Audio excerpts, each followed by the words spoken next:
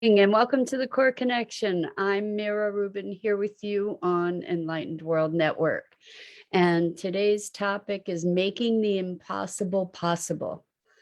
And it's the magic of expanding our context within which we perceive the world and the limitations and the expansive possibilities that are available. Good morning, Rosalind. So good to have you here with us this morning.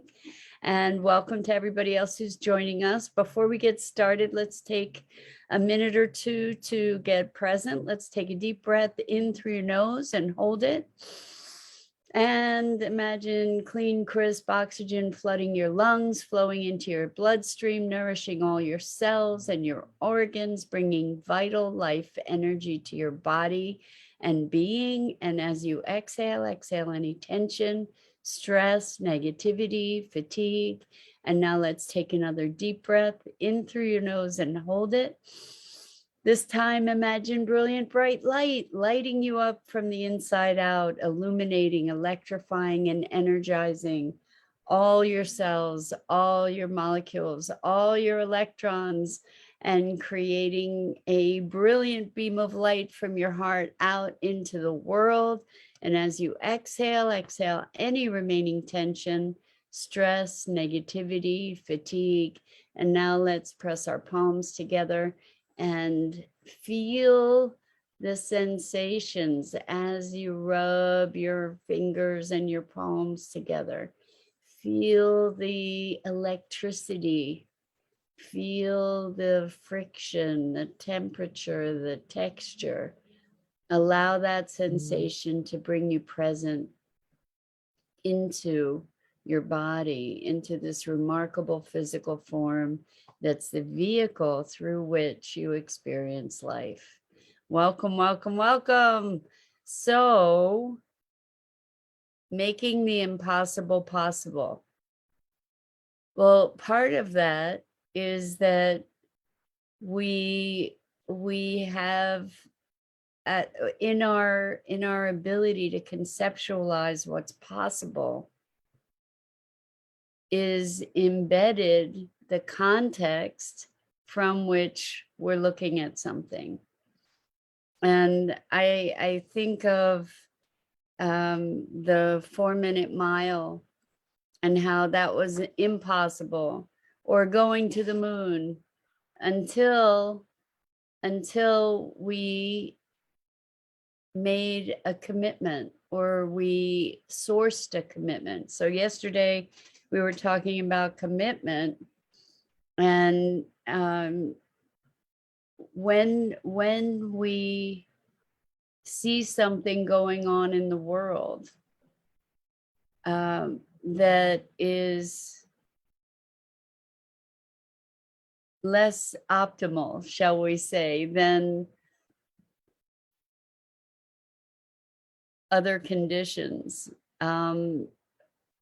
we have a tendency, we're enculturated to a tendency to believe that things are the way they are, and they've always been that way, and whether they have or not, and that we can't change them. And so there's a complacency that we're kind of bred into, and a resignation around being able to make change, or being vehicles of change. And I've witnessed this in my family, where I'll say, well, this, and this, and they'll say, well, that's just the way it is. Nothing I can do about it. I get to absolve myself of responsibility because there's nothing I can do about it. You can't fight City Hall. And from that place of being, we don't even entertain possibility. We don't even look at what is the world that we want to live in. What can we imagine about our evolution? What can we imagine going forward? And um, there's a way of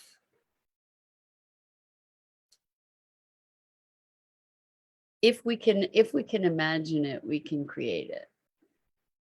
And it's a perspective of, well, if we can imagine it, we can create it. And so um, I've been thinking a lot about the fracking fight in New York State, where it was an absolute and utter impossibility to do anything about fracking other than regulate it. That was the general consensus. That was the thinking. And it wasn't the thought of a ban on fracking, it wasn't even thinkable. It wasn't even in the conversation, because this idea of its isness was so deeply, deeply entrenched. And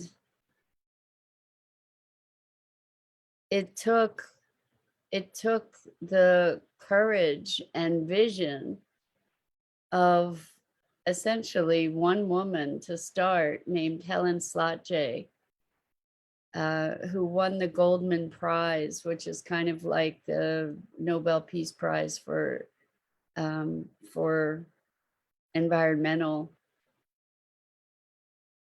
concerns or accomplishments, achievements, who said, no, you know, this regulation thing, no, we get to stop this, just put a stop to it.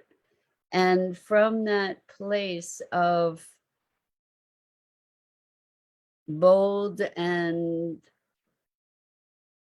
expanded thought, stepping outside of the consensus, then she was able to find a way forward and accomplished, not by herself by any means. And it was not an easy achievement. It took 10 years. Rosalind says, if you take away the sense of a deadline, then it seems easier to entertain other options. Rosalind, that is such a brilliant point and observation, because what do we consider miracles? Miracles are like, if I break a bone, it's a miracle if that bone heals like that. But if it heals over 8 weeks, then that's normal. That's to be expected. But if it heals instantaneously, it's a miracle. So I think you've put your finger on part of the heart of this matter, is that time becomes a factor in all this. Good morning, Dido. So glad to have you here with us this morning. Welcome. So we're talking about making the impossible possible. So the interesting thing is that, you know, we've been talking about thinking outside the box, creating context, using our imagination, being willing to stand up, being willing to be responsible, holding a vision, having a purpose. In the course of this fracking fight, Helen encountered incredible pushback and resistance from even people in the environmental movement, who were saying, no, the best we can do is regulate. All of these environmental organizations, her colleagues, legal colleagues, everybody was telling her this is crazy, or it's illegal, or it's impossible. And she did it. with it collectively, obviously in community with the people that it was impacting. But the thing that we get to look at is, what does it take to disrupt and regenerate systems that have been dysfunctional? How do we transform systems that are dysfunctional into something that is life affirming and regenerative? The definition of regenerative is something that supports the thriving of life, the abundance of life. And I just recently encountered a group called the World Water Council, I believe. And they came up with a global water law, a proposal for a global water law that is designed to preserve and promote the health and availability of water to all people on the planet, and all beings, actually, clean and healthful water, given that water is the lifeblood of the planet and the foundation of life as we know it. And we've been decimating it for centuries, I guess, but more aggressively in the recent technological age. And I thought, this is such an audacious and bold stand, and so powerful and so necessary.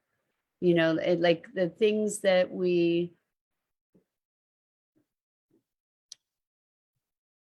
take for granted and don't even see, like the fact that so many of us source our drinking water at the grocery store in plastic bottles.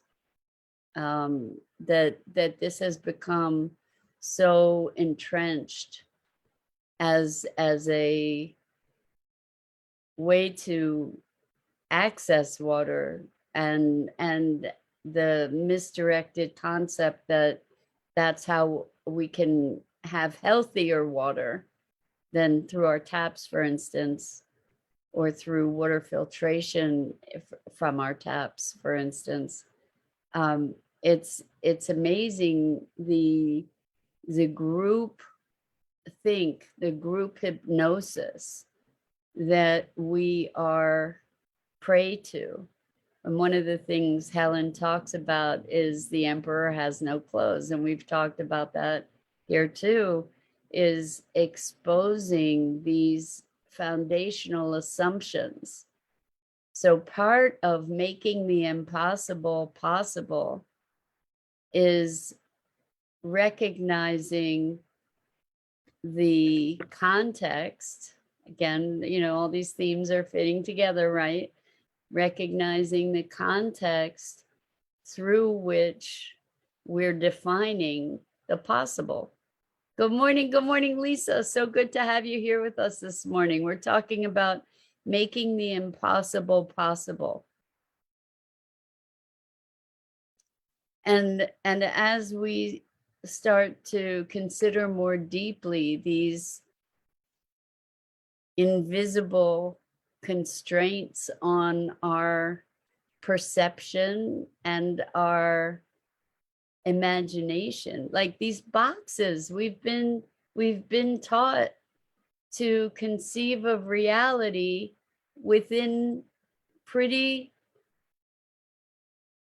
constraining boxes, constrictive boxes. And there are people in every generation who come up with who are able to imagine outside the boxes. And the interesting thing is that these people are, I don't know, I've seen a whole bunch of quotes around, first they call you crazy, then they call, good morning, Gia. Welcome. I don't know. First they call you crazy, then they call you, I don't know, all different names. Finally, they call you a genius, or an evolutionary, because change is disruptive to the system, right? So people will resist that change. We talked recently about shooting the messenger, so when someone is there to reflect back the limitations of your notions, whether those notions are your notions of your own capability or notions of the possibilities for humanity, those disruptive notions are often met with hostility. And so in order to make the impossible possible, first we get to conceive, then we get to believe, maybe. I don't know, I haven't refined this idea of what the strategy is. And then we get to achieve, conceive, believe, achieve. But how does this all work? First, it works with a willingness to deconstruct the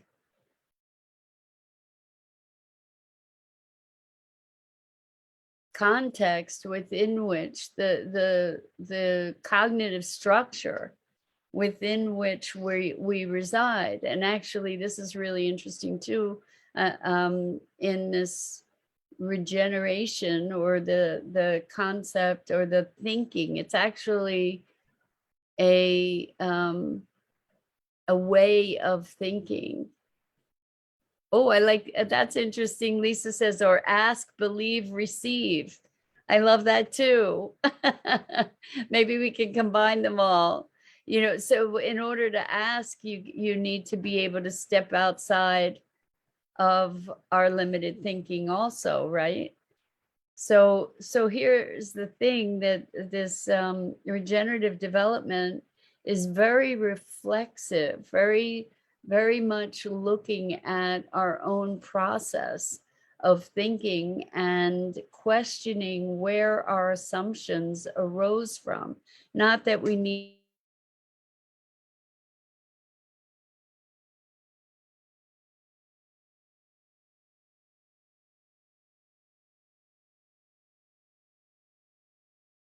Sorry, guys, I think I lost you there for a second. Not that we need to find the source, the actual source of our beliefs, because that's may or may not be relevant, but that we can recognize what the foundational assumptions are. So to cultivate a method to be able to observe, and through that observation maybe be able to penetrate some of the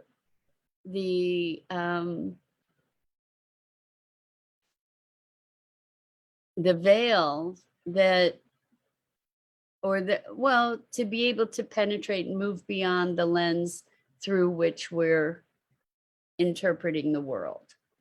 Because it's when we go beyond those limitations that we really can conceive of something new and identify strategies to be able to move in that direction. We get to be able to see anew, to see differently, to conceptualize differently.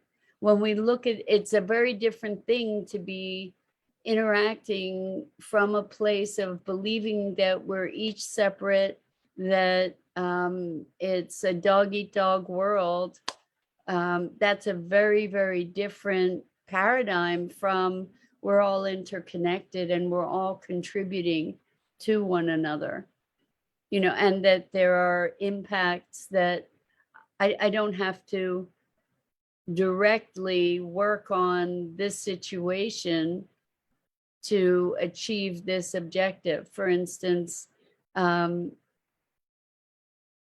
example that Carol Sanford gives in her her book called Indirect Work, is that it's a whole lot easier to work on cleaning a watershed by working on a forest upstream that is delivering the water than to have to be creating all kinds of water filtering plants, for example.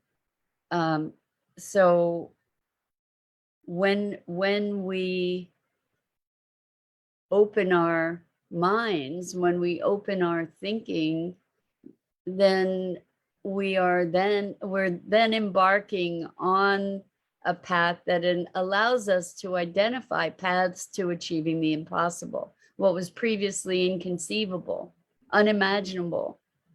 So Rosalind says, when it's too much to think about, like, how am I going to make this happen? Where should one focus their attention? I think that that's a really, really great question. And I love the way you framed it, because the question is, how am I going to make this happen? And I'm going to say maybe that reframing that. So that's the idea of indirect work. It's like, I'm not making it happen. I'm looking for the opportunities and the pathway to emerge.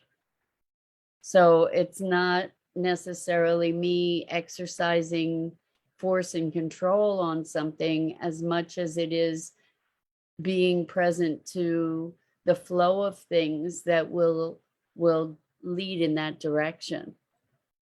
It's a very different mindset. It's a very different mindset. And I had so as an example, I was talking to a client, and there was this client was experiencing a conflict around a relationship that's a long distance relationship. And so the thing that had been put on the table is, how about if you move here? No, how about if you move here? So it was a black and white decision. And we brought up, well, what if you could do both? Instead of it's my way or your way, what if we both find a way? What if there's a way that we can both win? It's a way, and this person was like, you know what? I never even thought of that. And so here it's like stepping out of, here's our existing problem, in big air quotes, because we're calling it a problem, therefore it's a problem. Here's our existing problem. What happens if we go to this level, a different level of perspective, where we can see a greater whole, where we can consider all the wants and needs and requirements, and then all of a sudden things change, right? Things change when we shift context. So Gia says, I too wanted to ask the same thing. How am I to make it happen? Thank you for asking. And Rosalind, thank you for asking. Oh, thank you for answering. And Rosalind, thank you for asking. So the attention is to step back and say, what more is there for me to see? What impulses can I recognize? What are the rules, so to speak, that are governing this?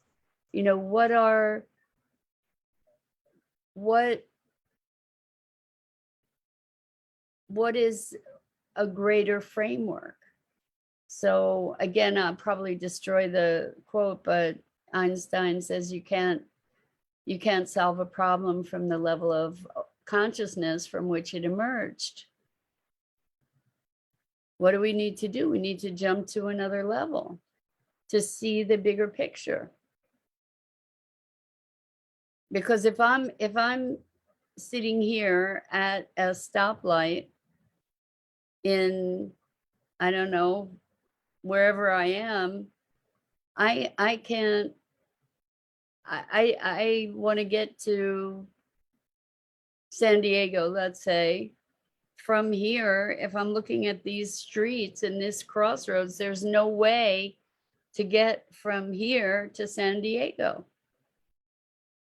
But if I zoom back enough to see all the roads and all the paths, then I have multitudes of ways that I can get to San Diego if I were just driving, for instance.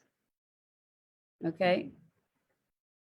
And so we get to zoom out, we get to let go of our need to try to control it. Right. So, for instance, with the eco park, first of all, I have no idea how I'm getting there. I'm just intending. This is where we come up again with the power of commitment. We were talking about commitment. What are your commitments? Well, the power of your commitment, the power of your intention is part of that zooming back, is part of that conceiving of the impossible. And then not sitting back passively to just allow, but to actively engage in that expanded view. And it's not necessarily, see, when we get, what happens is when we, so Lisa says, you're creating an ideal that does exist. I love it. Thank you, Lisa. That's beautiful. When we, I had a thought and I lost it for a second. Let me see if I can bring it back.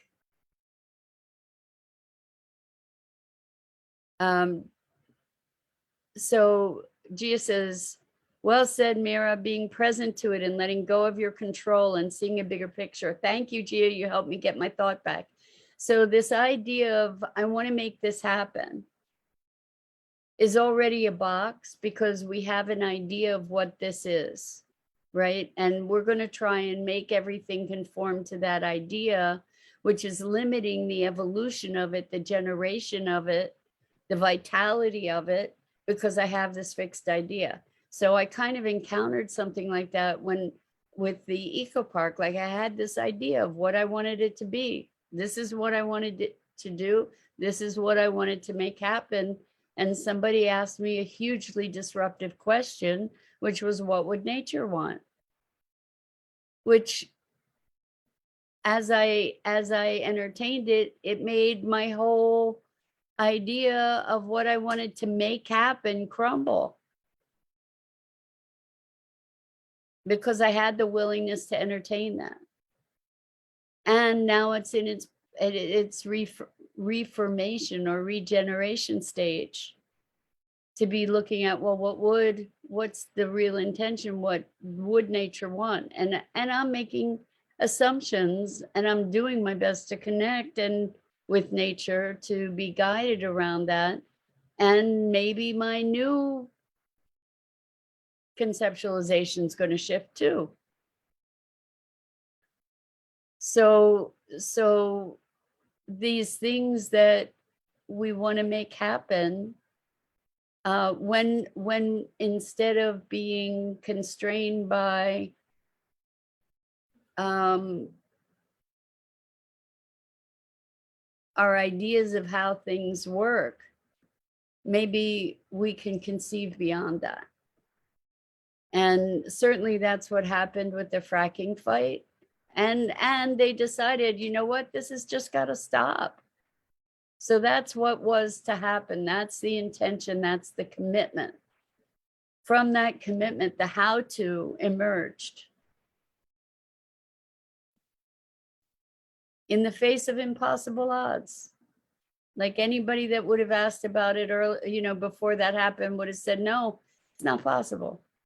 It's not going to happen. It's here to stay. And the fact that that happened lets us say not just that fracking can be stopped, but that we can make the impossible possible. It's only impossible if we say so.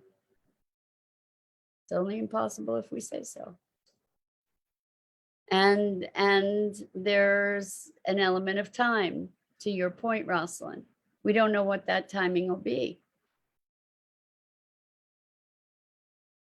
But I think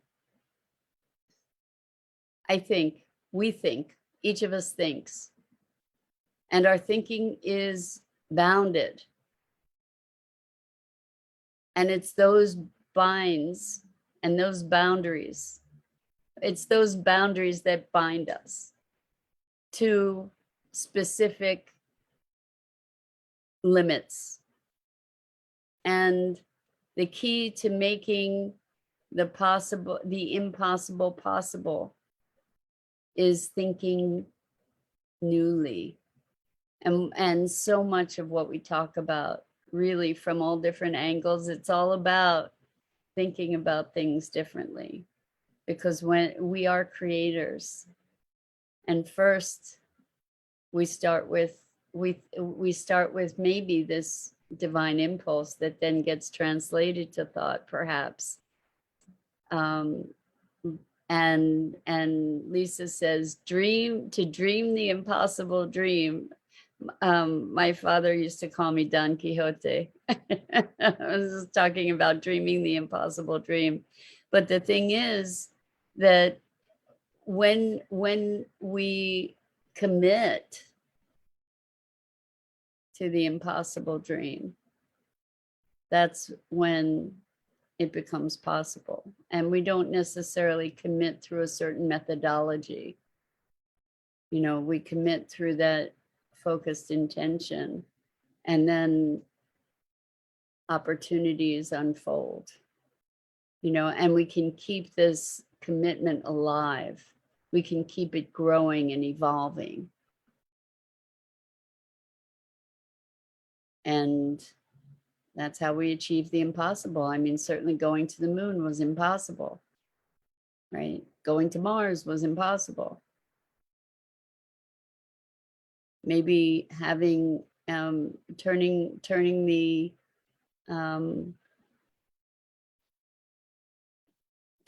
tide on the destruction of the planet. Some people think it's impossible. We get to make it possible. We get to make a world of peace possible. We get to make ending hunger, or everyone being fed, everyone having needs met, and in a vital, life affirming way. We get to make that possible. Lisa says, my mom used to say, you can't save the world. I would really, but it's not a bad goal. I think the world, so here's the thing, like, I'm all about saving the world, and the truth is the world doesn't need saving. Maybe things need, oh, I would reply, thank you, but it's not a bad goal, Lisa. I love it. And I think it's an intention and a commitment, you know, to be creating a world where human beings are a contribution rather than a scourge on the planet. How about that? You know, like, we can do this. It is possible. And pathways are emerging. And part of those, the fundamental part of those pathways is our thinking, is the way we conceptualize. You know, it is like, do we recognize that human beings are just another species on the planet? Like, what would happen? What would be different if we recognize that we are just another species on the planet, and we have the ability to impact it in a more profound way than the other species have actively impacted it, to our awareness anyway. I can't even say that. I mean, probably mushrooms have a much more powerful impact on the planet than we do ultimately. But, you know, we have such an anthropomorphic perspective. Everything is about humans. This whole world is about humans rather than about a living unified organism of which we are a part. So the key to making the impossible possible is to be reconceiving what's possible. And so with that, I'm going to call it a morning. I so appreciate your engagement in these conversations. Yeah, so that's it for today. I'm Mira Rubin. This is the Core Connection. And I go live here each weekday morning on the Enlightened World Network Facebook page and YouTube channel at 9 a.m. Eastern. And please check out the other awesome programming on Enlightened World Network, EWN One with the Earth, Enlightened World Living. And so much gratitude and appreciation. I hope I get to see you again here really soon. And until then, so much love.